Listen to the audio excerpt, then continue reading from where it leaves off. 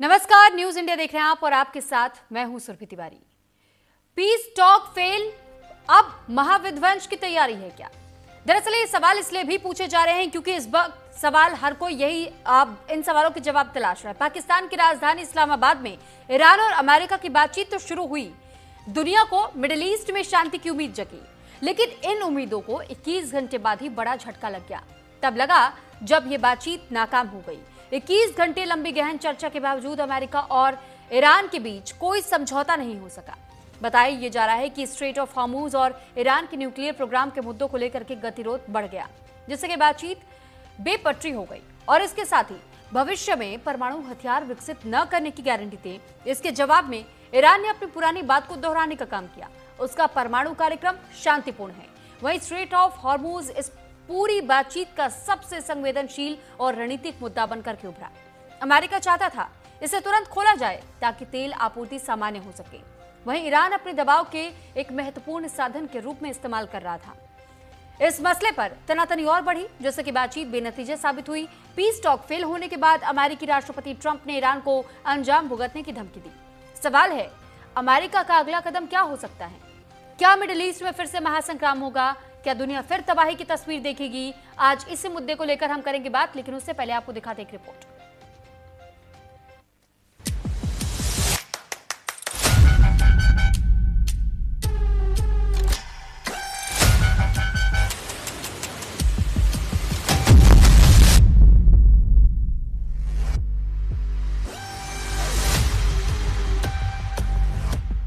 39 दिन की बारूदी जंग के बाद अमेरिका और ईरान बातचीत के टेबल पर आए। इस्लामाबाद के सेरेना होटल में 21 घंटे तक बातचीत हुई। सीज फायर को स्थायी शांति में बदलने के लिए कूटनीतिक कोशिश हुई, लेकिन नतीजा कुछ नहीं निकला। ईरान और अमेरिका के बीच पाकिस्तान में 21 घंटे चली शांति वार्ता बेनतीजा रही। बताया जा रहा है कि ईरान की मांग थी कि शांति वार्ता से पहले लेबनान में हमले रोके जाएं, लेकिन इजरायल ने साफ कर दिया कि अमेरिका ईरान सीज फायर उस पर लागू नहीं होता। स्ट्रेट ऑफ हॉर्मुज इस पूरी बातचीत का सबसे संवेदनशील और रणनीतिक मुद्दा बनकर उभरा। अमेरिका चाहता था कि इसे तुरंत खोला जाए ताकि तेल आपूर्ति सामान्य हो सके। वहीं ईरान अपने दबाव के एक महत्वपूर्ण साधन के रूप में इस्तेमाल कर रहा था। बातचीत टूटने की सबसे बड़ी वजह ईरान का परमाणु कार्यक्रम रहा। अमेरिका ने इसे अपनी रेड लाइन बताया और साफ कहा कि ईरान को यूरेनियम एनरिचमेंट बंद करना होगा, लेकिन ईरान ने इससे साफ इनकार कर दिया। अमेरिका की सख्त शर्तें, ट्रंप की धमकियां, इजरायल लेबनान संघर्ष, स्ट्रेट ऑफ हॉर्मुज विवाद और गहरे अविश्वास ने इस बातचीत को पटरी से उतार दिया। We have been at it now for 21 hours, and we've had a number of substantive discussions with the Iranians. That's the good news. The bad news is that we have not reached an agreement, and I think that's bad news for Iran much more than it's bad news for the United States of America. So we go back to the United States having not come to an agreement. We've made very clear what our red lines are, what things we're willing to accommodate them on, and what things we're not willing to accommodate them on. Islamabad में America Iran शांति वार्ता fail होने के बाद JD Vance America के लिए रवाना हो गए। इससे साफ है कि फिलहाल बातचीत दोबारा तुरंत शुरू होने की संभावना नहीं है। इसी बीच ईरान का भी इस मसले पर बयान सामने आ गया।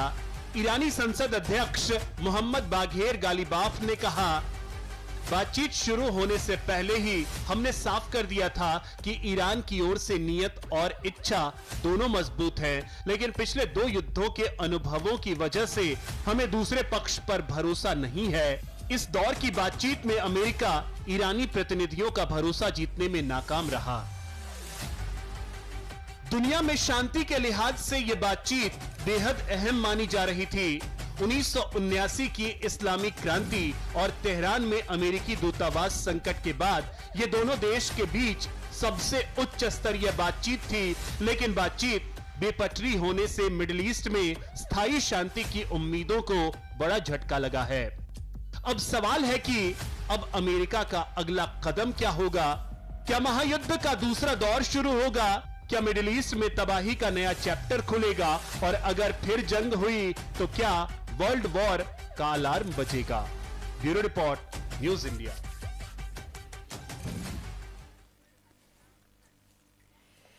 और अब मेहमानों का रुख करें उससे पहले एक बड़ी खबर आपको बता दें कि अमेरिकी राष्ट्रपति ट्रंप ने ऐलान किया है कि अमेरिका हॉर्मुज से गुजरने वाले जहाजों की नाकाबंदी करेगा।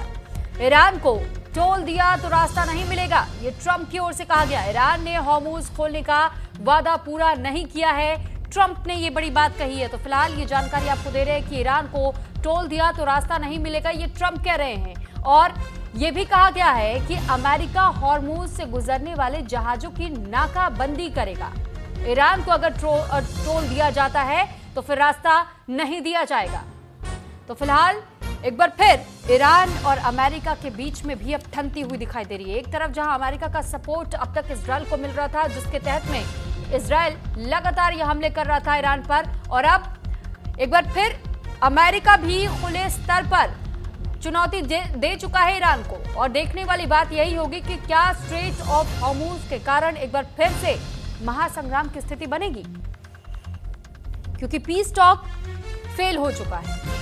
और पीस टॉक जो इस्लामाबाद में चल रही थी, पहला दिन ये बताया जा रहा था कि बहुत अच्छी बातचीत रही, लेकिन कई ऐसी शर्तें जिस पर बात नहीं बन पाई, और अब एक बार फिर से महासंग्राम की स्थिति।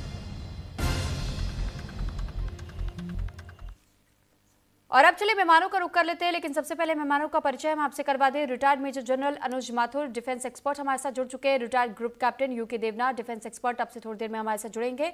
और डॉक्टर डीके गुप्ता, विदेश मामलों के जानकार, हमारे साथ जुड़ चुके हैं। साथ ही हसाम दुरानी, पाकिस्तानी पत्रकार, भी हमारे साथ जुड़ चुके हैं। आप सभी का बहुत स्वागत है। और डीके गुप्ता जी भी हमारे साथ जुड़ चुके हैं। सबसे पहले मैं माथुर सर आपका ही रुख कर रही हूँ। और अनुज माथुर सर, क्योंकि ये जिस तरीके की स्थिति इस वक्त हम सिचुएशन देख रहे हैं सर, ये नेवल ब्लॉकेट की धमकी को देखते हुए क्या राष्ट्रपति ट्रंप दोबारा से ये इंडिकेशन दे रहे हैं कि अगर तुरंत ही स्ट्रेट ऑफ हॉर्मुज को नहीं खोला गया तो फिर हम अटैक कर देंगे? अब तक पीस टॉक की बात चल रही थी, पीस टॉक तो सर विफल साबित हो गया, अब क्या? जय हिंद सुरभि। देखिए, मैं आपको एक बात बताता हूँ, ये बात मैंने पहले भी आपके चैनल पे और कई चैनल्स पे ये बात कही है कि अमेरिका के पास अब चारा क्या है। अमेरिका मिलिटरीली मुझे लगता नहीं है कि इस पोजीशन में है कि वो स्ट्रेट ऑफ हॉर्मुज को खुलवा सके। अब अमेरिका के पास जो एक चारा है, अभी आज की तारीख में ईरान का उसके ऊपर कंट्रोल है, क्योंकि ईरान वहां से कुछ जहाजों को जाने दे रहा है, कुछ को नहीं जाने दे रहा है। जिनको चाहता है वो जाने दे रहा है, जिनको नहीं चाहता है उनको नहीं जाने दे रहा है। अब एक ऑप्शन जो अमेरिका के पास है, जो कि बहुत समय से ये बात कर रहा हूं मैं, कि वो इस पूरे जोन को कॉम्बेटाइज करेंगे। कॉम्बेटाइज का मतलब यह है कि अगर आप ने हॉर्मुज को बंद कर रखा है तो हम भी हॉर्मुज में वहां पर ऐसे अपने जहाज लगा देंगे कि आप किसी भी प्रकार का जहाज का मूवमेंट वहां से अलाउ नहीं करेंगे। और एक बार वहां पर लड़ाई शुरू हो जाएगी, वो एरिया पूरा कॉम्बेटाइज हो जाएगा, तो मुझे लगता है हर प्रकार का वहां से आवागमन बंद हो जाएगा। तो ये अमेरिका का सोच है कि अगर वो इस प्रकार का काम करे, उससे वैश्विक अर्थव्यवस्था पे सुरभि जो असर पड़ेगा उसके बारे में अलग से बात करूंगा मैं। लेकिन उनका ये मानना है कि ईरान का जो होल्ड है, कंट्रोल है, उसको खत्म करने का एक बहुत बढ़िया तरीका ये है कि आप वहां पर उस एरिया को कॉम्बेटाइज करते हैं ताकि कोई भी ना जा सके। फिर तो ये ईरान के पास ये लीवरेज नहीं है कि वो कहेगा कि मैंने ये जाने दिया, चीन का जहाज जाने दिया और रूस का जाने दिया और यहाँ का नहीं जाने दिया, वहां का नहीं जाने दिया। ये चीज जो है करने की पॉसिबिलिटी हो सकती है। और ये जो नया जो आई है वहां से इस तरह की बात, वो इसी चीज को दर्शाती है कि आपके किसी भी जो भी आपको टोल दे रहा है उस जहाज को हम नहीं जाने देंगे, तो वो पूरा वहीं का वहीं बराबर हो गया। तो ये इसको इस जोन को कॉम्बेटाइज कर रहे हैं। दूसरी बात मैं आपको ये बताता हूं, देखिए कि क्या परिस्थिति बनी हुई है। ये जिस प्रकार के हार्डलाइन एंड स्टेट्स दोनों साइड्स ने वार्ता से पहले ही ले रखे थे, और वार्ता के दौरान भी देखिए जो 21 घंटे की वार्ता हुई है उसमें 10-12 बार डोनाल्ड ट्रंप से इन्होंने बात की है और मुझे लगता है जो ईरानी डेलीगेशन है वो भी डायरेक्ट डायरेक्शंस ले रहा था IRGC से। तो इफेक्टिवली क्या हो रहा था, Surabhi give me 1 more minute, effectively ये हो रहा था कि वो जो और यही वजह थी कि जो लगातार ट्रंप के बयान आ रहे थे वो इनके ऊपर आधारित थे कि अब इतना प्रोग्रेस हुआ तो मैं इस प्रकार का जब बयान दूंगा। और वो जो इन्होंने प्रयास किया 2 अपने जो युद्धपोतों को आगे भेज करके और उनसे माइंड स्वीपिंग करवाने की कोशिश करी, और जिनको कि कहा जा रहा है कि उनको ईरान ने वापस कर दिया या कुछ समथिंग लाइक दैट, वो भी इसी बात का, इसी साइकोलॉजिकल और इस चीज का था कि दबाव बढ़ाया जा सके। और उससे वो यूनाइटेड स्टेट्स ये बताना चाह रहा था कि अगर आप जब हमारी बातें नहीं मानेंगे तो हम ये कर सकते हैं। तो ये पूरी की पूरी रणनीति जो है वो दबावों की रणनीति थी, और मुझे लगता है वो कहीं बहुत ज्यादा उस रणनीति में अमेरिका सफल होता हुआ नजर नहीं आ रहा। सुरभि, ठीक है। हसाम दुरानी सर, मैं अब आपका रुख इसलिए भी करना चाहूंगी क्योंकि सर अभी हाल फिलहाल का मामला है, इस्लामाबाद में टॉक होस्ट किया गया था आप लोगों की ओर से, और सर जो पहले के 21 घंटे थे वो बहुत शानदार रहे थे। ये कहा जा रहा था कि शायद इसका कुछ निष्कर्ष निकल जाए। सर सिचुएशन में इस वक्त समझना चाहूंगी कि सर ऐसा क्या हो गया, क्या इसे ये कहा जाए कि ईरान और अमेरिका के बीच में वो जो ट्रस्ट का इशू था वो हावी हुआ, आप लोगों की तरफ से कोई लिमिटेशंस रही तो वो क्या रही? सर इसको लेकर के थोड़ा मैं समझना चाहूंगी, इंटरनल कोऑर्डिनेशन का कोई मामला उस पर पेच फंसा? देखें, सबसे पहले तो आप लोगों का बहुत बहुत शुक्रिया प्रोग्राम में शामिल करने की। दूसरी बात ये थी कि पाकिस्तान की जानब से तो इस किस्म की किसी भी किस्म का कोई लुकूना जो था वो इसमें शामिल नहीं था। उसकी रीजन ये है कि पाकिस्तान ने तो कोई चीज ड्राफ्ट करनी ही नहीं थी। पाकिस्तान का अमेरिका के साथ कोई इशू नहीं था या ईरान के साथ कोई इशू नहीं था। दोनों ममालिक का, ईरान का और अमेरिका के दरमियान में जो इश्यूज थे वो दोनों ने बैठ के तय करने थे। हाँ, पाकिस्तान एक फैसिलिटेटर के तौर पे यहाँ मौजूद था, और इस बात का जो है वो इजहार जो है वो जेडी वेंस की आपने जो प्रेस कॉन्फ्रेंस जो सुनी, जो सुबह 6 बजे पाकिस्तान वक्त के मुताबिक तकरीबन 6 बजे के करीब उन्होंने की है, तो उसके अंदर उन्होंने बड़ा क्लियरली ये बात कही है कि पाकिस्तान ने तो अपनी भरपूर कोशिश की है कि ईरान और अमेरिका जो है वो किसी एक पॉइंट के ऊपर आ जाए। लेकिन यहाँ पे एक चीज जो है मैं जरूर ऐड करूंगा कि देखें 1979 के बाद ऑलमोस्ट इट्स ऑलमोस्ट 47 ईयर्स, यानी कि 47 साल के बाद जो है अमेरिका और ईरान जो है वो आपस में बैठे हैं, किसी मेज के ऊपर बैठे हैं, मुज़ाकरात के लिए बैठे हैं, तो यकीनी तौर पर दोनों ममालिक जो है वो एक दूसरे के ऊपर ट्रस्ट नहीं कर रहे।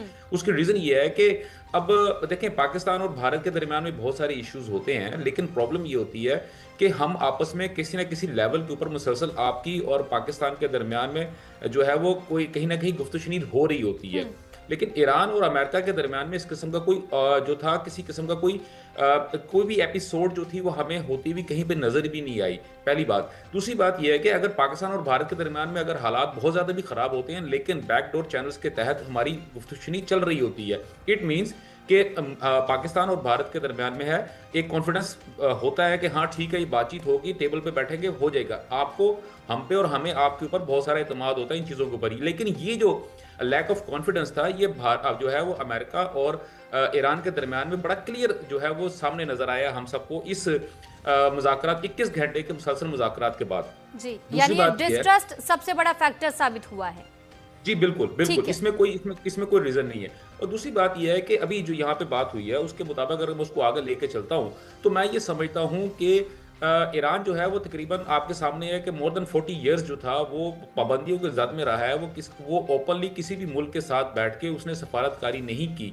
नो डाउट उनके जो यहाँ पे बंदे आए हुए थे वो बहुत ज्यादा लर्नर थे, बहुत ज्यादा पढ़े लिखे थे, लेकिन उस पढ़े लिखे होने का फायदा क्या है जब आपको सफारतकारी के बेसिक असूल का नहीं मालूम। देखें, कोई भी चीज जो होती है आप उसके ऊपर जो है रखने नहीं डालते, आप किसी चीज के ऊपर फंस नहीं जाते, कुछ ले और कुछ दे की बुनियादों के ऊपर ही हमेशा सफारतकारी होती है। जेडी वेंस का जो बयान था वो बहुत जबरदस्त बयान था और उन्होंने बाकायदा तौर पे ईरान को अंडर द लाइन मैसेज ये दिया है कि हम अगर बैठे हैं तो 47 साल के बाद बैठे हैं, तो इट मीन्स कि अब हमारे और आपके दरमियान में बर्फ पिघलनी शुरू हो चुकी है, तो आप भी थोड़ा सा अपने आप को लचक दिखाएं। लेकिन अब यहाँ पे प्रॉब्लम ये होती है कि सबसे बड़ा प्रॉब्लम कहाँ पर आया है, वो आया है हमारा एटॉमिक बॉम्ब के ऊपर या एटॉमिक फैसिलिटीज के ऊपर। ठीक है सर, मैं लौटूंगी आपके पास, लेकिन इस बीच एक बड़ी खबर है, ये भी हम अपने दर्शकों को बताते चले कि लेबनान में इजराइल के हमले लगातार जारी है और दक्षिणी लेबनान में इस बार इजराइल की ओर से बमबारी की गई है। इजरायली हमले में 13 लोगों की अब तक जान जाने की खबर है, जबकि कई लोग घायल बताए जा रहे हैं। यानी आप देखिए कि एक तरफ जहां ये पीस टॉक की बात की जा रही थी, लेकिन जब वो विफल रही, अब एक बार फिर से इजरायल बेहद अटैकिंग मोड में नजर आ रहा है और अभी भी हमले वो कर रहा है। इजरायल हमले में अब तक 13 लोगों की जान गई है, जबकि कई लोग घायल हुए हैं। ये लेबनान के हिस्से में अटैक किया गया है और इसी को लेकर के ईरान ने ये कहा था कि जब आपने पीस टॉक की शुरुआत की थी, सीज फायर की बात कही गई थी, तो उसमें हमारे एलाइज का भी जिक्र था, लेकिन इससे अमेरिका ने साफ तौर पर इनकार किया था, यहां तक इजरायल की ओर से भी इनकार किया गया था। लेकिन जब शहबाज शरीफ की ओर से एक पोस्ट किया गया था, उसमें एलाइज का जिक्र मिला था और इसी को कोट किया गया था अरागची की ओर से भी।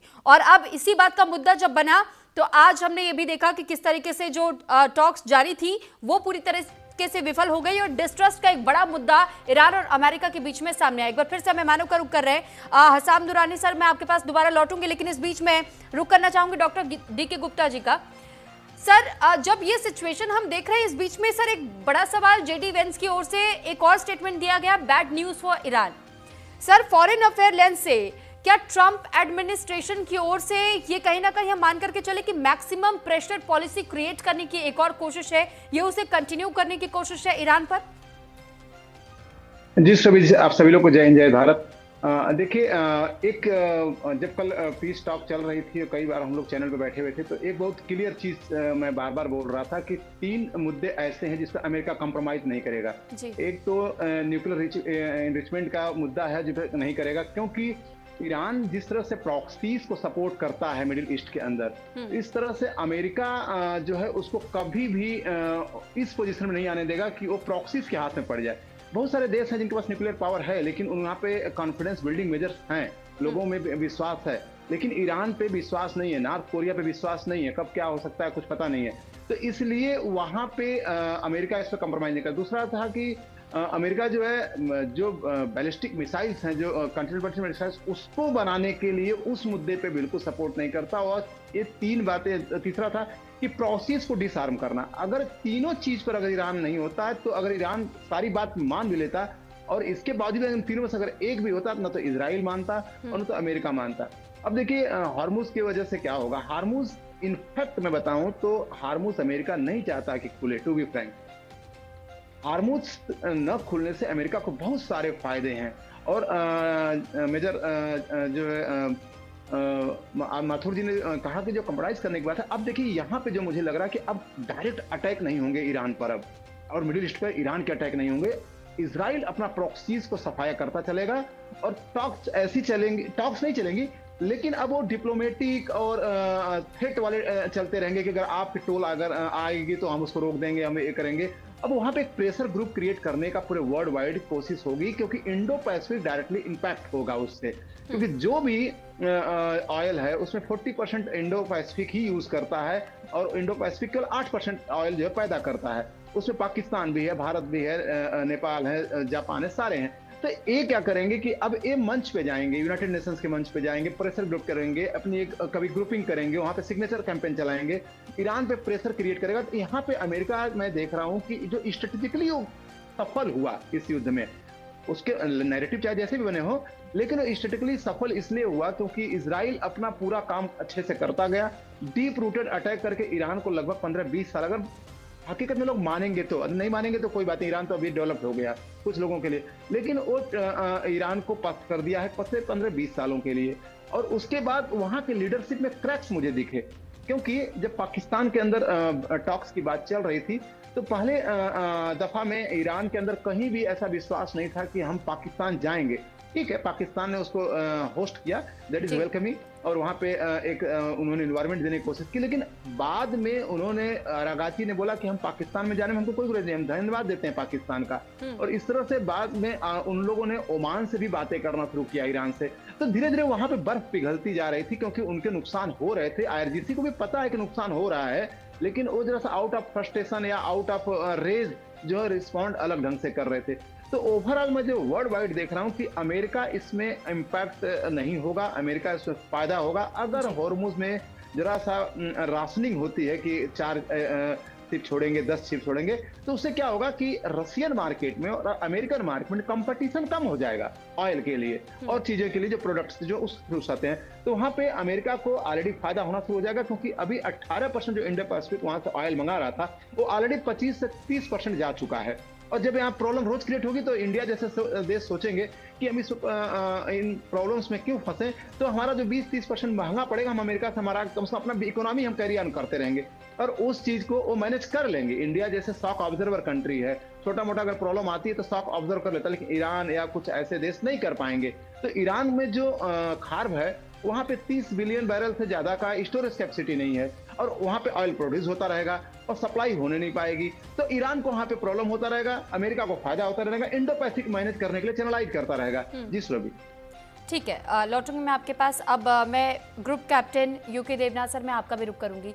सर, इंडियन एयरफोर्स सिस्टम के हिसाब से अगर इस युद्ध की सिचुएशन को इस वक्त हम देखें तो ऐसे में एक सवाल ये भी जरूर आता है कि इंडियन ओशन रीजनल में क्या अपना एयर सर्विलांस और मैरीटाइम पेट्रोल एसेट्स को और बढ़ाने की जरूरत हो जाती है। सर, इसके साथ में जवाब के लिए आपके पास वापस लौटूंगी, लेकिन इस बीच एक बड़ी खबर है।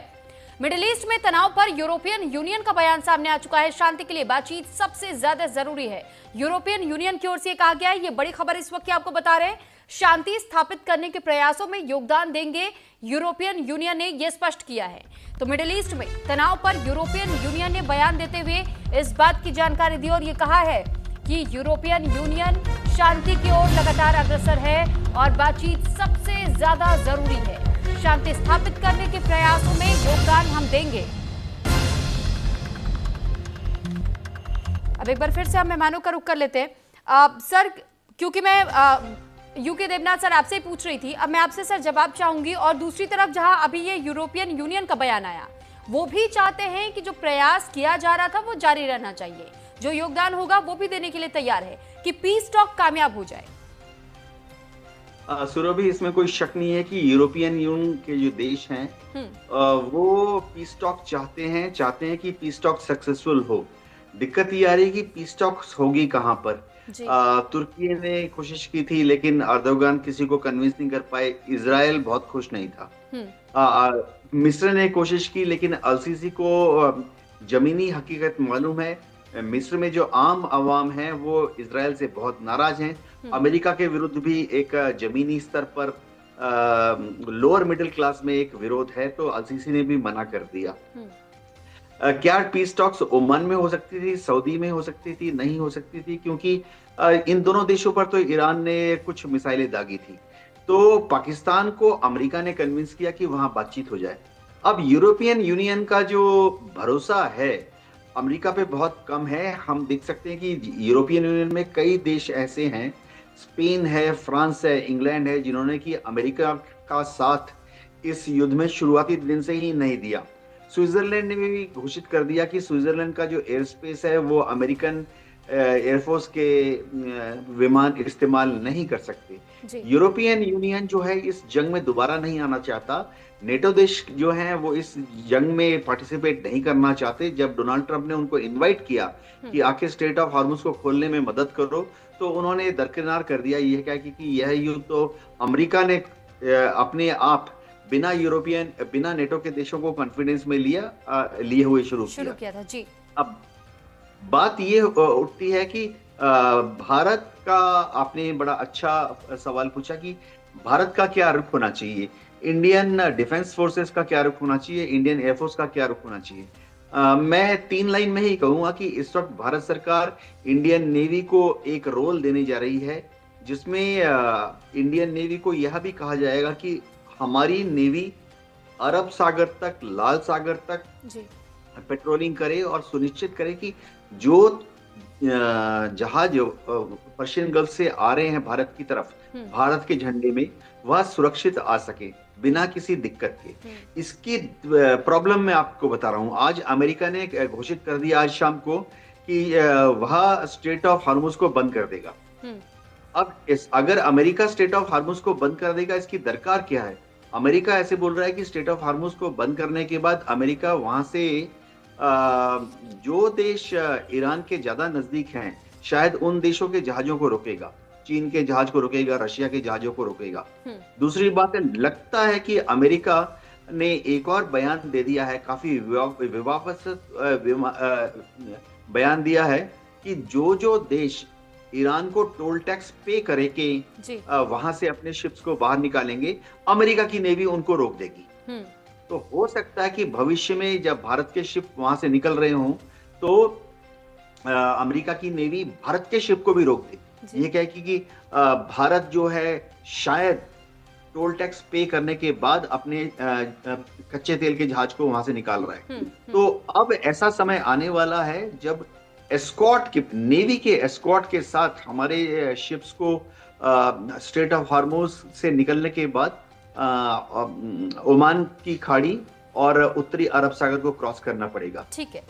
मैं देखता हूं कि आने वाले समय में इंडियन नेवी का रोल बहुत ज्यादा कठिन होने वाला है। जी ठीक है सर, लौटूंगे मैं आपके पास। इस बीच एक और बड़ी खबर है कि ईरान के राष्ट्रपति से पुतिन ने बातचीत की है। ईरानी राष्ट्रपति से पुतिन ने कहा कि शांति बहाल करने के लिए हर संभव मदद करेंगे, मध्यस्थ की भूमिका निभाने को भी तैयार है, ये पुतिन की ओर से कहा गया है। हालांकि देखिए, इजरायल और रूस के बीच में बहुत अच्छी नहीं बनती है और ऐसे में अब देखना यह होगा कि जब रूस की ओर से यह आग्रह किया गया है और कहा गया है कि हम मध्यस्थता करने के लिए पूरी तरीके से तैयार हैं, शांति बहाल करने के लिए हर संभव मदद किया जाएगा, तो क्या इसके लिए हामी होगी इजरायल और अमेरिका दोनों की ओर से? क्योंकि अमेरिका और रूस में भी बहुत अच्छी बनती हुई नहीं दिखाई देती है और इसी वजह से एक बड़ा सवाल ये उठता है कि जब अब पुतिन कह रहे हैं कि हम मध्यस्थता करने को तैयार हैं, अब तक की जो पीस टॉक्स हुई वो असफल रही हैं, क्या एक बार फिर ईरान और इजरायल अमेरिका के बीच में मध्यस्थता के लिए अब रूस का रुख किया जाएगा?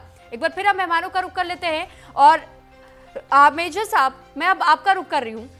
सर, जेडी वैंस की ओर से भी एक बात और कही गई, ये कहा गया था कि जो हमारी तरफ से फाइनल और बेस्ट ऑफर हो सकता था वो हमने ईरान को दिया, लेकिन ईरान ने वो बेस्ट ऑफर ठुकरा दिया। सर, अब ये समझना बहुत जरूरी है कि क्या जैसे ही सर 22 अप्रैल वो तारीख है जब ये सीज फायर पूरी तरीके से जो अब तक लागू है वो खत्म हो जाएगा, तो क्या ये कहा जा सकता है कि जो फुल स्केल वॉर है ये मिलिट्री प्रोबेबिलिटी इसकी कितनी दिखाई देती है?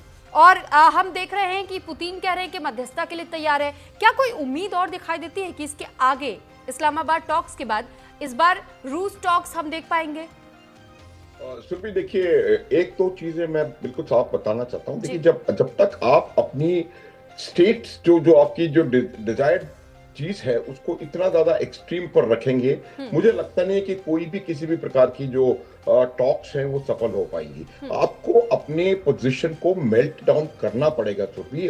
अगर वो मेल्ट डाउन नहीं होगा तब तक एक बात मैं आपको बता देना चाहता हूं कि ईरान को जितना भी हम लोग बात करते रहे, ये किया वो किया, लेकिन ईरान को बहुत ज्यादा नुकसान हुआ है इस पूरे युद्ध के अंदर, इसमें कोई संदेह नहीं है। और इसीलिए बार बार कहीं ना कहीं वहां से ये आवाजें उठ रही हैं कि हमारा मुआवजा दिया जाए और हमको ये किया जाए और ये जो पैसा हम स्ट्रेट ऑफ हॉर्मुज से लेंगे उससे हम अपना रिकंस्ट्रक्शन करेंगे। तो ये जो चीज है, अब क्या है कि अमेरिका प्रयास ये करेगा कि जो एज इट इज उनकी अर्थव्यवस्था बहुत ज्यादा अच्छी नहीं है, यूं कहूंगा मैं, क्योंकि जो वर्षों का आर्थिक कुप्रबंधन रहा है, खास करके पिछले 47 सालों में जिस प्रकार की अर्थव्यवस्था को उन्होंने, मुझे लगता है, उसको पीछे ढकेला है और जो पैसा विकास में और इन चीजों में खर्च हो सकता था उसको उन्होंने अपनी प्रॉक्सीज को तैयार करने में और आतंकवाद को बढ़ावा देने में, चाहे वो सीरिया हो, चाहे वो इराक हो, चाहे कोई और भी जगह हो, उसमें कहीं ना कहीं उसको लगाया है। तो उससे ईरान की अर्थव्यवस्था पर बहुत बुरा असर हुआ है। आज आप देख लीजिए, एक यूएस डॉलर, ये सिंबॉलिक होता है लेकिन एक यूएस डॉलर की कीमत 13.5 लाख ईरानी रियाल है। तो ये क्यों इस परिस्थिति में आया? और ऐसी परिस्थिति में आने के बाद अमेरिका ये चाहता है कि उसके ऊपर और आर्थिक रूप से अगर दबाव डाला जा सके तो ईरान को तो अपनी बातें मनवाने में शायद ज्यादा दबाव वहां पर कर सकते हैं। लेकिन एक बात मैं बताना चाहता हूं कि ये बहुत अच्छी शुरुआत हुई है, जो टॉक्स हुई हैं वो बहुत अच्छी शुरुआत हुई है। हालांकि मैं इस बात से अग्री नहीं करता हूं कि अमेरिका और ईरान ने पिछले 47 सालों से बात नहीं करी। इन्होंने एक 2015 में ओबामा का और इनका एक अकॉर्ड साइन हुआ था और उसमें उन्होंने बाकायदा ये जो न्यूक्लियर है उसके ऊपर पूरा एग्रीमेंट हुआ है। तो बातचीत इनकी वो ठीक नहीं, लेकिन मेरा ये मानना है कि ये अच्छी शुरुआत है और इसको इस प्रकार से आगे बढ़ाने की जरूरत है जैसे कि रूस ने अभी इनिशिएटिव लिया है। शायद चीन भी आगे बढ़ करके आए और इसको अगर हम किसी तरीके से आगे ले जा पाएंगे तो संभावना बनती है। देखिए, आपको एक बात बता रहा हूं, जब रूस और चीन इस प्रकार की बात करते हैं तो थोड़ा दबाव ज्यादा होता है, थोड़ा दबाव ज्यादा होता है। तो मेरा ये मानना है कि अगर कोई इस प्रकार की बात आगे बढ़ती है और ये इस्लामाबाद टॉक्स को और 2 कदम आगे ले जाया जा सकता है, क्योंकि ये बहुत इंपॉर्टेंट चीज है। थॉ नजर आ रहा है, आपकी जो बर्फ पिघलनी शुरू हो गई है वो दिखाई दे रही है, लेकिन फिर भी मेरा ये मानना है कि एक जो प्लेयर है इस पूरे गेम में, इजराइल, उनका एक अपना यूनिपॉइंट एजेंडा है, और वो मैं आपको बता सकता हूं, जब तक वो अपना एजेंडा नहीं पालेंगे वो कुछ ना कुछ करते रहेंगे। और वो बिल्कुल, उन्होंने हमास लगभग खत्म कर दिया है, वो हिजबुल्लाह को भी बहुत बुरी तरह से नुकसान पहुंचाने के बाद ही मुझे लगता है वो रुकने वाले हैं। और ये जो 2 हफ्ते का जो सीज फायर है उसका भी लाभ उठा रहे हैं। इस सीज फायर की वजह से जो उनका एफर्ट ईरान में खर्च हो रहा था, वो एफर्ट भी अब हिजबुल्लाह के ऊपर आकर के लग रहा है। तो ये बात समझने की है कि किन चीजों पर आप अपना मेल्ट डाउन दिखाएंगे जिससे कि टॉक्स को, बातचीत को दोबारा शुरू किया जा सके। और मेरा मानना है कि पूरे विश्व के लिए, पूरी वैश्विक अर्थव्यवस्था के लिए ये एक बहुत बेहतरीन और बहुत इंपॉर्टेंट इशू है कि किसी भी प्रकार से ये स्ट्रेट ऑफ हॉर्मुज से आपका व्यापार पुनः शुरू हो। एक चीज और हमें देखने की आवश्यकता है कि हम लगातार सिर्फ और सिर्फ तेल की बात कर रहे हैं, और सिर्फ तेल की इसलिए बात कर रहे हैं कि तेल से बाकी देशों को बहुत असर पड़ रहा है, खास करके साउथ एशिया और साउथ ईस्ट एशिया के जो देश हैं उन पे बहुत असर पड़ रहा है इसका। लेकिन हम को ये बात भी बहुत जल्द करने की आवश्यकता है कि वो 4 देश, इराक, बहरीन, कतार और कुवैत, जिनकी पूरी लाइफलाइन इस पर है, उनकी इकोनॉमी का क्या, उनकी फूड सिक्योरिटी का क्या, उनके और चीजों का जो उनका बिजनेस है उसका क्या। आपको मैं एक छोटा सा उदाहरण देता हूं कि आज की तारीख में 90% Chinese oil, Iranian oil China खरीदता है। वो कहाँ जा रहा है? क्या वो बन रहा है? अगर तैयार हो रहा है तो क्या वो निकल पा रहा है? आप इसी प्रकार देखेंगे कि उनकी जो इकोनॉमी, जो एक दो और ऐसे क्रिटिकल कंपोनेंट्स हैं जो कि मिडिल ईस्ट में या वेस्ट एशिया में बनाए जाते हैं, और वो वेस्ट एशियन कंपोनेंट्स सारा का सारा बिजनेस सुरभि, सारा का सारा अर्थव्यवस्था जो है वो चरमरा रही है इसकी एक चीज की वजह से। और उसको जब तक हम निकाल करके वहां से बाहर नहीं लाएंगे, मुझे लगता है बहुत मुश्किल हो जाएगा। मैं आपको भारत का उदाहरण दे देता हूं। हम जितना तेल ले रहे हैं, गैस ले रहे हैं, वो तो ठीक है, उसके अलावा हमारा 240 बिलियन का पश्चिम एशियाई देशों के साथ व्यापार है। वो 240 बिलियन का व्यापार जो है वो कहीं ना कहीं अभी सफर कर रहा है। तो ये चीजें, पूरी जो वैश्विक अर्थव्यवस्था पे इसका असर पड़ रहा है, वो इसीलिए पड़ रहा है कि हमको इस चीज को खाली कराने की आवश्यकता है। आप बताइए, ब्रिटेन ने क्यों इनिशिएटिव लिया जो 50-60 देशों के साथ मिलकर के, और स्ट्रेट ऑफ हॉर्मुज को खोलने के प्लान्स लगाने की आवश्यकता है। तो ये बिल्कुल सही बात है, इसको करना पड़ेगा। और मैं एक बार फिर दोहरा रहा हूं, किसी भी ऐसे स्वतंत्र अंतर्राष्ट्रीय जलमार्ग को इस प्रकार से बाधित करना ये ठीक नहीं है, अंतर्राष्ट्रीय नियमानुसार ये नहीं है। और ये जो स्ट्रेट ऑफ हॉर्मुज है वो ईरान का नहीं है, ये बात समझने की है। और ये स्ट्रेट ऑफ हॉर्मुज ओमान का भी नहीं है, ये straight of Hormuz freedom of navigation, ये पूरी दुनिया के शिपिंग और कॉमर्स के लिए इसका खुला रहना मेरे हिसाब से बहुत आवश्यक है, जरूरी हो जाता है। जी सर, ठीक है, लौट रहे में आप लोगों के पास। इस बीच एक और बड़ी खबर कि बातचीत नाकाम होने पर ईरान का बयान भी सामने आया। 3 मुद्दों पर बातचीत नाकाम रही है। ईरान की ओर से स्पष्ट किया गया, एक ही सत्र में समझौते की उम्मीद न करें, ये ईरान ने क्लियर कर दिया है।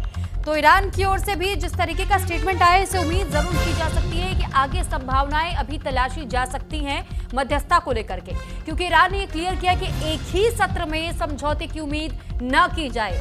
ईरान ने यह स्पष्ट कर दिया है। तो फिलहाल एक बार फिर अब मेहमानों का रुख करेंगे, और हसाम दुरानी जी, अब आपके पास मैं दोबारा लौट रही हूं। सर, पाकिस्तान ने जिस तरीके से इस पीस टॉक को आगे बढ़ाने का काम किया, इसकी तारीफ हर ओर हुई, सराहना हुई है। लेकिन सर, जब 21 घंटे की बातचीत के बाद भी जब तीनों देशों के बीच में सहमति बन ही नहीं पाई, आपने भी कहा कि 3 मुख्य तौर पर मुद्दे रहे। अभी हमने ईरान का स्टेटमेंट में बताया, वो भी कह रहा है कि एक सत्र में ही बिल्कुल कंक्लूजन निकल जाएगा, ऐसा जरूरी नहीं है। अब आपसे मैं थोड़ा सा ये जानना चाहूंगी, क्या पाकिस्तान बैक चैनल डिप्लोमेसी अभी अपनाएगा इन दोनों देशों के बीच में, दोबारा से सब कुछ ठीक हो जाए, मध्यस्थता की एक और कोशिश होगी क्या?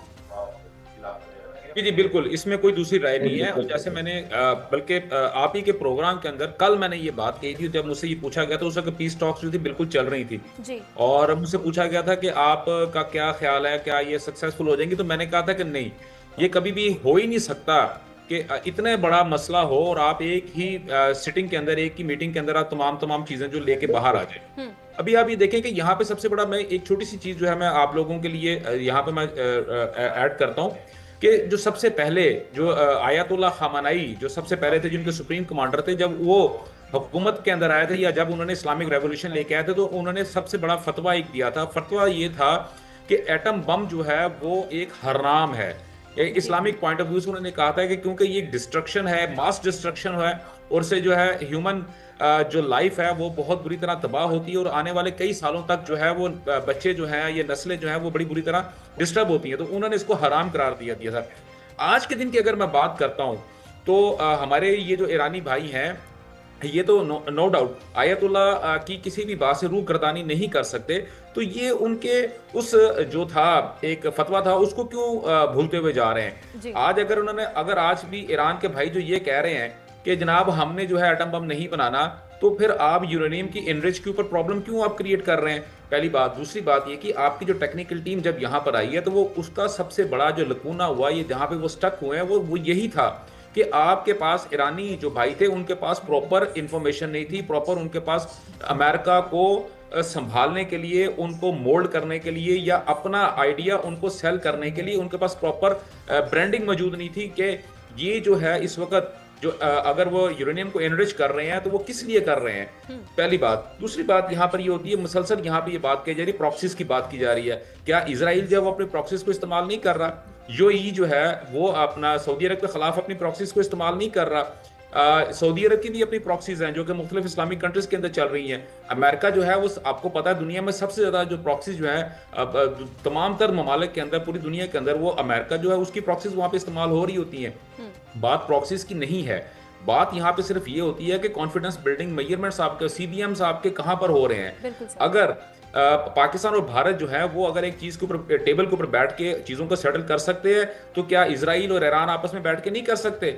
ठीक है, बार बार ये यहाँ पे ये मुद्दा उठाया जाता है कि नहीं जी इजराइल जो है वो प्रॉक्सीज को मारेगा, तो क्या इजराइल की प्रॉक्सीज जो है वो दूसरे इस्लामी ममालिक के अंदर नहीं है? अगर मैं UAE की बात करता हूँ, अगर मैं बहरीन की बात करता हूं, तो क्या वो इजराइल की प्रॉक्सी नहीं है जो कि इस्लामिक कंट्रीज के अंदर काम कर रही है, इस्लामी ममालिक के खिलाफ काम कर रही है?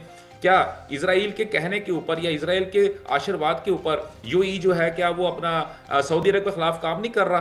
देखिए बहुत सारी चीजें ऐसी होती हैं जिनको कि हमें ब्रॉडर सेंस के अंदर देखना चाहिए होता है। अगर हम उसको बड़ी बारीक सी मक्खियों की तरह करना शुरू कर देंगे तो कभी भी दुनिया के अंदर अमन कायम नहीं हो सकता, पहली बात। दूसरी, फिर उसके बाद यहाँ पे ये देखें, कल भी मैंने अपने आप ही के चैनल के ऊपर मैंने ये बात कही थी और मैंने कहा था कि मैं स्टेट ऑफ हार्मोज के ऊपर किसी भी किस्म का टोल टैक्स लगाने के हक में नहीं हूं, ये मेरी पर्सनल थी। और आज देखें वही मुद्दा आप लोगों के सामने उठ के आ गया, अमेरिका भी उसी चीज के ऊपर आ गया।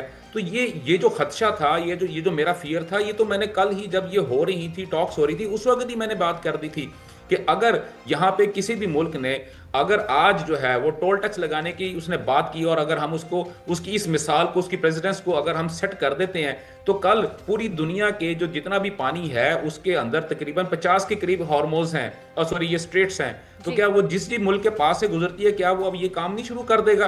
तीसरी बात यहाँ पर जो है हमारे जो है देवनाथ साहब ने बात की है, उन्होंने कहा कि इंडियन नेवी जो है वो, सर देखें इंडियन नेवी का काम सिर्फ यही रह गया कि वो एस्कॉर्ट करना शुरू कर देगा। इंडियन नेवी का काम ये नहीं है कि वो एस्कॉर्ट करे अपने जहाजों को, इंडियन नेवी का काम है अपनी जो सरहदें उसको कंट्रोल करे, मतलब कि उनकी हिफाजत करे। पाकिस्तान नेवी का काम है अपनी जो है वो समुद्री हदूद को जो है वो करे। सर किसी के पागलपन को, किसी के वैशीपन को जस्टिफाई नहीं किया जा सकता इस तरह के काम करने के लिए। हमें इसको, आपको, मुझे, यानी कि भारत को, पाकिस्तान को, बांग्लादेश को, देखिए सबसे ज्यादा जो इफेक्टेड जो मुल्क होंगे, जैसे अभी यहाँ पे डीके खान जो है वो डॉक्टर साहब बैठे हुए हैं, उन्होंने ये बात कही है कि सबसे ज्यादा पीड़ित जो ममालिक होंगे वो ये वाला पूरा सेक्टर होगा। पाकिस्तान होगा, भारत होगा, बांग्लादेश होगा, श्रीलंका होगा, भूटान होगा, नेपाल होगा। तो हमें ये चाहिए कि हम इस चीज के ऊपर जो है ना अपना चीज लेके आए। पहले ये हो गया। दूसरी बात आपने बात कही है कि ये पाकिस्तान क्या है दोबारा इस पे करेगा, इसमें कोई दूसरी राय नहीं है। आप देखें यहाँ पे एक पॉजिटिव चीज जो है वो मैं यहाँ पे डिस्क्लोज करता जाता हूँ कि पाकिस्तान के इस मीडिएशन का जो उसने की है, ये मीडिएटर के तौर पर उसने काम किया है। आप ये देखें कि ईरान और सऊदी अरब के दरमियान में भी बैठक होने जा रही है, ठीक है। इन दोनों ममालिक के दरमियान में जो मसाइल हैं उनको भी बैठ के टेबल टॉक के ऊपर जो है यकीनी तौर पर रिजॉल्व किया जाएगा, और इसके ऊपर जो है सऊदी अरेबिया ने अपनी रजामंदी जो है वो जाहिर करती हुई है, और जल्द ही आप देखेंगे कि ईरान और सऊदी अरब के दरमियान में भी पीस टॉक्स जो होना शुरू हो जाएंगे। दूसरी बात, हमें यहाँ पे हमारे जो माथुर साहब हैं, बड़े सीनियर हैं, इन्होंने बात की कि जी ओबामा के दौर में हुआ। सर मैं मानता हूँ ओबामा के दौर में हुआ, उसके बाद सर क्या हुआ? सर देखें, पीठ के ऊपर छुरा जो है वो अमेरिका ने घोंपा है, ईरान ने नहीं घोंपा। जो एक मीडिएशन हुआ था, जो कॉन्ट्रैक्ट साइन हुआ था, वो सर स्टेट ऑफ अमेरिका और स्टेट ऑफ ईरान के दरमियान में हुआ था न्यूक्लियर डील्स के ऊपर। लेकिन वहां पे सर अब उसको और लड़ाई ना करने का, लेकिन ट्रंप ने नेतन्याहू का जो सोता था या जो चूरन था, वो मंजन था, वो बाय कर लिया। उसके बाद वो सर तो यही बात तो माथुर सर के ओर से भी कही गई, और ये बताया गया कि कैसे अगर आइस मेल्टडाउन हो रहा है ये बहुत अच्छी बात है, लेकिन आइस बर्स्टिंग का काम अगर आपने किया है, मेल्टडाउन करने की कोशिश आप लोगों ने की है, तो इसमें ये भी जरूरी हो जाता है कि दोनों तरफ से वो मेल्ट की स्थिति में हमें दिखना चाहिए, और दोनों ओर से ये जरूरी हो जाता है कि किस तरीके से बातचीत को और आगे बढ़ाया जा सके। लेकिन इस बीच एक बड़ी खबर भी हम अपने दर्शकों को जरूर बता दें कि अमेरिकी राष्ट्रपति ट्रंप ने ईरान को एक और धमकी दी। सही समय आने पर ईरान के खिलाफ कार्रवाई करेंगे, ईरान पर हमले के लिए पूरी तरह तैयार है। ये ट्रंप की ओर से एक बार फिर से धमकी ईरान के नाम पर दी गई है। हालांकि एक तरफ जहां ईरान ने कहा है कि जरूरी नहीं है कि पहले ही सत्र में सब कुछ बिल्कुल ठीक रहे, सारी बातचीत हो जाए। जेडी वेंस की ओर से कहा गया कि जो बेस्ट और आखिरी मौका था वो हमने दिया, लेकिन उसे भी ईरान ने ठुकरा दिया। लेकिन अब देखना यह होगा कि ट्रंप जो धमकी दे रहे हैं कि ईरान पर हमले के लिए हम पूरी तरह तैयार हैं, तो ऐसे में क्या एक फुल स्केल वॉर की स्थिति एक बार फिर से हम देखने जा रहे हैं? बड़ा सवाल अपने आप में है। सही समय आने पर ईरान के खिलाफ कार्रवाई की जाएगी, ये कहा गया है ट्रंप की ओर से।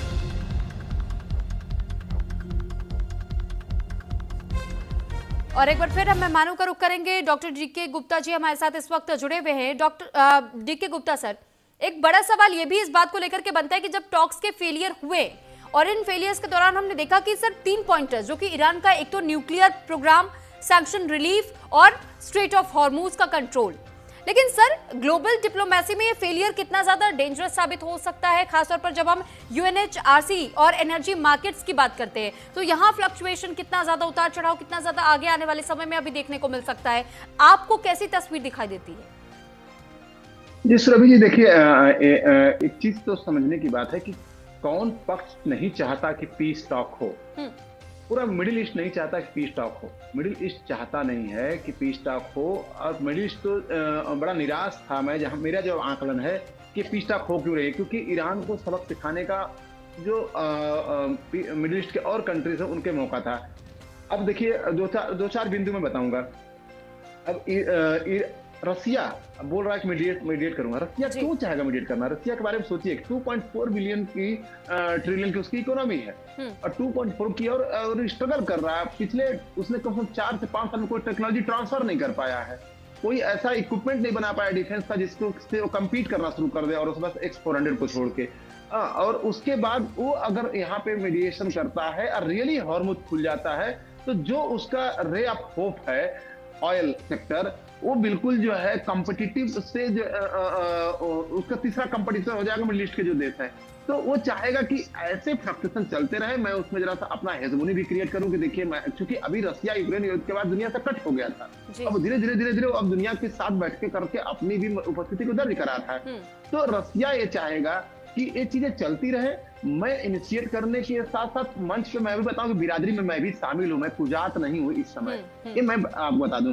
तो वो चाहेगा कि अगर ये कंपटीशन बना रहेगा तो मेरा कंपटीशन, मैं कुछ जो है ज्यादा रेट पे तेल को बेच पाऊंगा और मैं अपनी वन टन इकोनॉमी को संभाल सकता हूं। अब देखो यूरोपियन यूनियन के लेके आता हूं। यूरोपियन यूनियन के ऑयल के जो 2 रिसोर्स हैं, एक तो रसिया है और दूसरा जो है अमेरिका है। स्टेट ऑफ हॉर्मुज से यूरोपियन यूनियन को बहुत कम तेल जाता है, लेकिन उसके वजह से क्या होता है कि मार्केट में ऑयल का रेट कम होता है। जब स्टेट ऑफ हॉर्मुज जब खुला रहता है तो सारे मिडिल ईस्ट के देश उसमें ऑयल पैदा करते हैं, वो बेचते हैं, तो मार्केट में एक बैलेंसिंग बना रहता है। लेकिन अभी इसके बंद हो जाने से क्या होगा कि रसिया जो है जो सप्लाई करता है लगभग 40% 30% जो है ऑयल यूरोपियन यूनियन को, वो रेट बढ़ाना शुरू करेगा, यूरोपियन यूनियन को आंच आएगी और उसकी इकोनॉमी बढ़ेगी तो यूक्रेन के खिलाफ और एक्स्ट्रा एक्शन लेगा। अगर यूक्रेन डाउन होता है तो यूरोपियन यूनियन के पास रसिया आएगा, तो रसियन पूरा यूरोपियन यूनियन को थ्रेट होगा रसिया से। वहां पे एंगल पे ये सोच रहे हैं। अमेरिका बिल्कुल चाहता है कि देखिए इसमें मैं कहां सबके हाथ सबको मैं समझा सकता हूँ, कहां मैं सबके साथ अपनी हेजमनी क्रिएट कर सकता हूं। तो वो स्टेट ऑफ हॉर्मुज के ही बहाने यूनाइटेड नेशंस में अपना पक्ष मजबूत करेगा कि देखिए एक इंटरनेशनल जो है स्ट्रेट है जहां से पानी आ रहा है उस पर ईरान कर रहा है, तो उसके लिए इजी हो जाएगा। जैसे इराक में जब युद्ध किया था WMD के बहाने उसने 60 देशों को इकट्ठा किया जॉर्ज बुश ने, और ये बताया कि इसके बाद WMD जो कि था नहीं, बाद में ऐसा लगा, लेकिन यहाँ पे उसको प्रूव नहीं करना पड़ेगा। और 2 साल यूनाइटेड नेशंस को कन्विंस करना पड़ा जनरल असेंबली को कि हमको यूनाइटेड नेशंस के बैनर तले हमको अटैक करना इराक पे। लेकिन यहाँ पे अमेरिका को इजी रहेगा यूनाइटेड नेशंस जनरल असेंबली में अप्रूवल लेना, क्योंकि वो क्लियरली एविडेंट है कि एक अंतर्राष्ट्रीय जज डमरू को उसने कब्जा करने की कोशिश कर रहा है। तो उसमें एक प्रेशर ग्रुप क्रिएट करना और एक लोगों को लामबंद करने में अमेरिका सफल होगा। और दूसरी बात है कि इजराइल इस समय इस 15-20 दिन जो तक नहीं होगा, लेकिन एक चीज मैं बार बार बता रहा हूँ कि युद्ध अब नहीं होगा, युद्ध कम से कम 15-20 दिन तक नहीं होगा। अमेरिका अपना रिबिल्ड करके अपनी पॉलिटिकल जो अपने डोमेस्टिक जो पॉलिटिक्स है उसमें ट्रम्प जरा अपने आप को संभालेंगे ताकि मिड टर्म चुनाव में अपने आप को जरा समय पूरा एनर्जी के साथ जाऊं, और इजराइल अपना अटैक जारी करता रहेगा वहाँ पे अमेरिका के, और इजराइल अपना वहाँ पे जो है हिजबुल्लाह को, जैसा माथुर जी ने कहा कि हिजबुल्लाह को वो बिल्कुल टारगेट करेगा, क्योंकि जरा सा वो रिलैक्स हो गया ईरान की तरफ से। ईरान अटैक नहीं कर सकता हिजबुल्लाह को बचाने के लिए। अगर ईरान ने अटैक किया तो अगेन वार हो, लेकिन जो आज स्टेटमेंट ईरान की आई है कि एक सत्र में बात नहीं हो पाती, तब ईरान कहीं न कहीं ये मैसेज देने की कोशिश कर रहा है कि हम लोग को अब कहीं न कहीं लड़ाई में नहीं कूदना है, बातों को एंगेज करना है अमेरिका को, ताकि हम किसी तरह से अपनी इकोनॉमी को ऊपर लेके जाए। तो वर्ल्ड वाइड ये है। चाइना भी देखिए क्या है कि चाइना एक वीक ईरान चाहता है, चाइना चाहता है कि कमजोर ईरान रहे। उससे क्या होगा कि चाइना की डिप्लोमेसी ईरान में इफेक्टिव रहेगी। जब कोई देश गरीब होता है, और खासकर चाइना, मेरा एक आर्टिकल अमर उजाला में आया था कि गरीब देशों को शिकार बनाता चाइना। तो गरीब जितने देश रहेंगे तो कुछ बड़े पावर हमेशा चाहते हैं कि 8-10 उनके सर्किल में रहे, उनकी हाँ में हाँ मिलाए। तो उससे क्या होगा कि dependency of China Iran China के ऊपर बढ़ जाएगी, और उससे क्या होगा कंपटीशन होगा कि वो कंपटीटिव रेट से और सस्ता ऑयल ले सकता है। और ईरान डिप्लोमेसी में और फाइनेंशियल तर्ज पे वो चाहेगा चाइना के पास कि भाई हमारी डिप्लोमेसी में भी हेल्प करिए और हमको जरा फाइनेंशियली भी उबारिए आप। तो चाइना भी चाहता है कि एक वीक ईरान बना रहे, परमाणु शक्ति वाला ईरान न बना रहे। रशिया भी यही चाहेगा। तो वर्ल्ड वाइड सबके अपने अपने यहाँ पे स्वार्थ हैं, और उस स्वार्थ के हिसाब से देखिए ना, अभी इलेक्शन खत्म नहीं हुआ है, साउथ कोरिया के राष्ट्रपति इधर आ रहे हैं मिलने के लिए, ब्रिटेन के राष्ट्रपति वही के देश से मिलने जा रहे हैं अपना हथियार बेचने के लिए। मेलोनी आ गई, हाँ, और उसके बाद आप मेलोनी के साथ साथ जब वो आई तो उसके पहले जो है इटली, तो ये सारे अब आके अपना हथियार बेचेंगे। यूक्रेन के राष्ट्रपति आके अपना बात कर ही लिए, चलो हमको आपको हथियार खेत में दो। तो अब सारे गेम चलेंगे मार्केटिंग का यहाँ पे। जी ठीक है, वेपन मार्केट एक तरीके से खुल चुका है। मैं आपके पास लौटूंगी, लेकिन अब मैं एक बार फिर से देवनाथ सर आपका रुख कर रही हूँ। और सर ये जो सिचुएशन इस वक्त हम देख रहे हैं कि सर अभी DK गुप्ता जी भी जिस तरीके से इस बात की जानकारी साझा कर रहे थे कि एक मार्केट वेपन के लिहाज से खुल चुका है, लेकिन दूसरी तरफ हम ये देख रहे हैं कि फुल स्केल वॉर की बातचीत चल रही है। लेकिन ईरान ये मैसेज देने की कोशिश कर रहा है कि अब अगर वॉर में ना कूदा जाए और बातचीत को ही आगे बढ़ाया जाए। वेंस कह रहे हैं कि हमें जो ऑफर देना था हम दे चुके। ट्रंप कह रहे हैं कि तैयार रहें, इससे ज्यादा घातक प्रहार होगा। दूसरी ओर जहां इजरायल लगातार लेबनान पर अटैक कर रहा है, इस बीच टर्किश प्रेसिडेंट एर्दोगन का एक मैसेज सामने आया इजरायल को लेकर। वो ये कह रहे हैं कि अब की बार अगर इजरायल ने लेबनान पर किसी तरीके का हमला किया तो हम ये मानेंगे कि ये तुर्की पर अटैक है और इसका जवाब हम देंगे। सर ये पूरा जो वॉर सिचुएशन है, ये किस ओर घूमता हुआ दिखाई आपको दे रहा है? सुरभि, सबसे पहले तो तुर्की वाला बयान, एर्दोगन जब कहते हैं कि वह इजराइल के ऊपर कोई ऑफेंसिव या हॉस्टाइल एक्शन करेंगे, ये बयानबाजी उनके डोमेस्टिक ऑडियंस के लिए है। तुर्की में इलेक्शन ड्यू हैं, तो वो अपने को as a strong leader, iron man of तुर्की के हिसाब से प्रोजेक्ट करना चाहते हैं फिर से। तुर्की नाटो का मेंबर है। तुर्की की आर्मी, नेवी, एयरफोर्स में ज्यादातर जो वेपन सिस्टम्स हैं काफी बड़ी तादाद में वो अमेरिका द्वारा सप्लाइड हैं, और एक नेटो देश का हिस्सा होने की वजह से वो अकेले इजराइल के खिलाफ कुछ नहीं कर पाएगा। ऐसे भी तुर्की की नेवी, आर्मी या एयरफोर्स इजराइल के सामने शायद 19 निकलेगी। सबसे बड़ी बात है कि तुर्की जो है, अर्दोगन का सपना है कि तुर्की यूरोपियन यूनियन को ज्वाइन करे। तो अगर तुर्की इजराइल के खिलाफ कुछ भी कार्रवाई करेगा, फौजी कार्रवाई करेगा, मिलिट्री एक्शन लेगा, तो तुर्की और अर्दोगन का जो सपना है कि वो यूरोपियन यूनियन ज्वाइन कर पाए, वो सपना फिर अगले 10, 20, 30 साल के लिए टल जाएगा।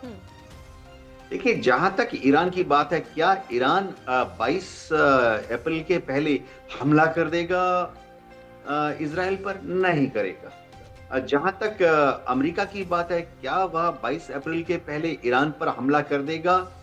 नहीं करना चाहिए। क्या इजराइल 22 अप्रैल के पहले ईरान पर हमला करता है तो ये तो सीजफायर की टर्म्स एंड कंडीशन तोड़ने जैसी बात हो जाएगी। इन एनी केस इजराइल फिलहाल अपनी जो वार फाइटिंग पोटेंशियल है, यानी कॉम्बैट एयरक्राफ्ट कितने उड़ा सकता है, बॉम्ब्स कितने खरीद सकता है, बॉम्ब्स कितने गिरा सकता है, वो पूरी तरह से हिजबुल्लाह के ऊपर ही कंसंट्रेट करने की कोशिश कर रहा है। तो इजराइल कोशिश करेगा कि 22 अप्रैल तक हिजबुल्लाह को काफी ज्यादा नुकसान पहुंचा दिया जाए। उसके बाद अमेरिका के मूड के ऊपर निर्भर करके 22 अप्रैल के बाद कभी भी वो फिर से ईरान की तरफ ताक-झांक कर सकते हैं। जी ठीक है, वाकई में एक इस तरीके की सिचुएशन दिखाई देती है। माथुर सर, एक छोटा सा रिएक्शन मैं आपसे इस पर चाहूंगी। सर, फुल स्केल वॉर की बातचीत चल रही है, लेकिन क्या ये सिर्फ प्रभाव डालने की कोशिश है, प्रेशर क्रिएट करने की कोशिश है कि जल्द से जल्द स्ट्रेट ऑफ हॉर्मुज को खोल दिया जाए? हाँ, बिल्कुल बिल्कुल। देखिए, पूरा डेफिनेटली एक साइकोलॉजिकल वॉरफेयर का पूरा नैरेटिव है और उसको फॉलो किया जा रहा है और ये साइकोलॉजिकली दबाव बनाया जा रहा है ईरान के ऊपर कि वो ईरान इस बात को छोड़े।